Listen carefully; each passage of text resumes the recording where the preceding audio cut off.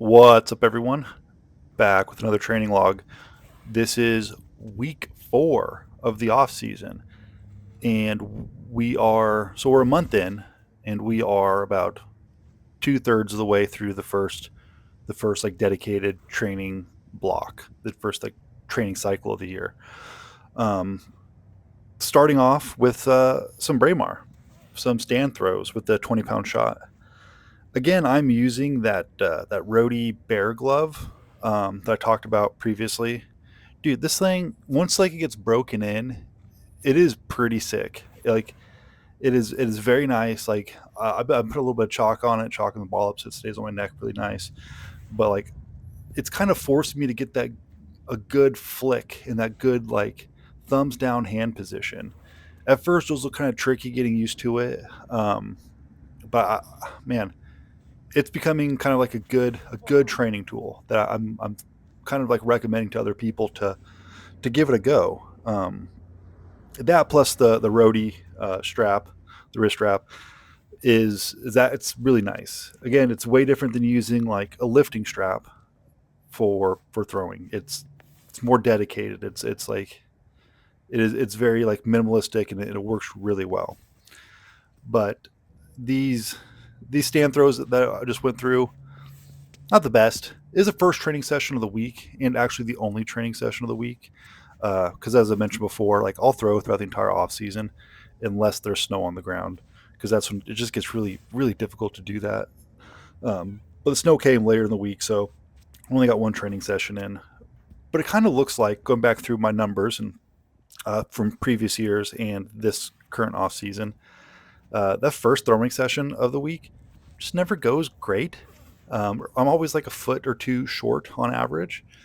Um, and these like open stone rotational technique that I'm doing, uh, a couple of them were some bangers.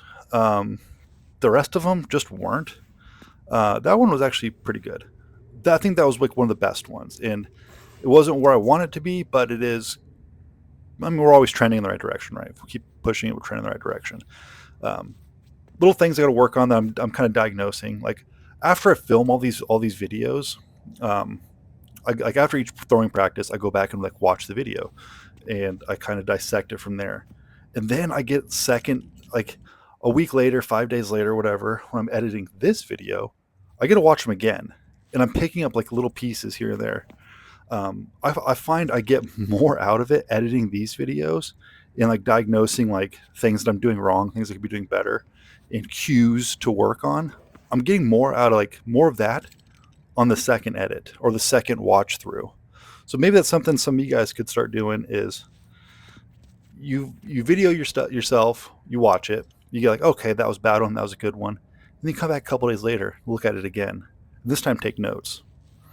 Um, and one of the cues I kind of got this go around was like on those stand throws, those Braemar throws. Um, I need to be a little bit more dynamic on my right foot. I feel like I'm just pretty flat and just I'm initiating the throw with my upper body too soon compared to like when my foot and my legs are initiating the throw. And so I'm looking at it. I'm like, I don't like the way it looks. I want to see a little bit more activity on my right foot. So I wrote that down on a sticky note, stuck it on my computer. Um, and so next time I go out and throw, I'll kind of put that in my mind to work on that. Um, then we did some lightweight. That went okay. I had a couple of nice ones. I'm still drifting really far to the left. I'm over rotating, but we're diagnosing it. And I talked about this before. There's kind of a couple ways you can fix that. You can change your start position, or you can practice doing like like cast and drops.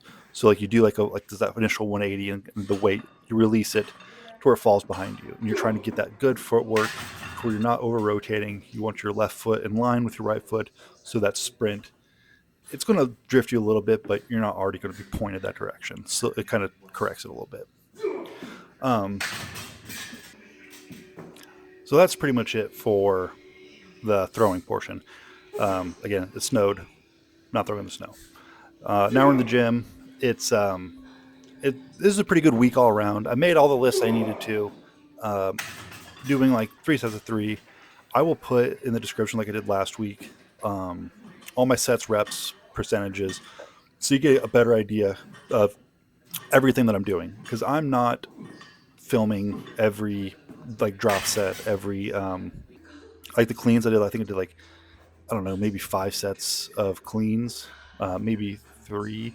Either way, I only filmed one of them, and that's going to continue out through the entire week. I'm just not filming everything. So if you want to know more about that, look in the description, and it'll give you a better idea. Um, but kind of like this week, one thing that I've been really thinking about a lot, and I kind of took the time to do, was I wrote out my goals, my yearly goals, what I'm looking forward to in this off season, going into the season, where I want to be next November, right? So I don't normally, it's been coming up a lot lately, me talking about goals with like the podcast. We had the off season recap, and then we had Coach John Oden on, and we talked about like off season training and kind of mindset and goals and all sorts of stuff that kind of fit into that. So every year I write out my goals, um, numbers I want to hit, um, for throwing, and where I kind of want to see myself as like in a bigger picture and in more of like a narrow, like tunnel vision kind of view. Like this is what I want to be seeing, right? One thing I did do, uh, that I don't normally do and haven't done before, is I wrote down some gym numbers. Since we're starting off this off season in a strength block, which I don't normally do, it's normally just pretty lightweight stuff, just getting yoked. Um, I don't know. I thought like it'd be kind of cool. I can I can be really realistic about my goals, because I add certain amount of weight to my maxes or whatever, to my training maxes every single month, uh, religiously. As long as I'm like hitting the certain numbers that I need to be hitting, I will continue to move that max up. And so I can kind of project 6, 7, 8 months out what my maxes are going to be, as long as I'm injury free and being consistent like I'm supposed to. Um, and so I kind of come up with those numbers and then back it off a little bit to again be realistic. Um, and I wrote down some goals for the gyms, for everything from a squat, bench, deadlift, push press, snatch, and clean. And the snatch and clean are the ones like I'm really excited for, because I've always kind of treated them as like just an accessory, to my overall training. It's an accessory.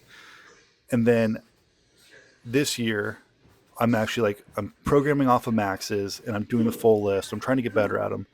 Um, so hopefully that will, kind of like, I don't know, I guess light a fire under me a little bit to like actually hit these goals and like really chase some numbers and get dummy strong. I don't know if I'll get dummy strong at all, but I will. I'm going to try. So I'm pretty excited about that. And if you want to know more about like kind of my goals and whatnot, you send me a message. I'll let you know what's up. Um, but that, I mean, I guess that's it. That's all I got for this week. Let the rest of the video play out. It's just snatches and cleans and some front squats. Um, Guys, thanks for watching. I appreciate all the views.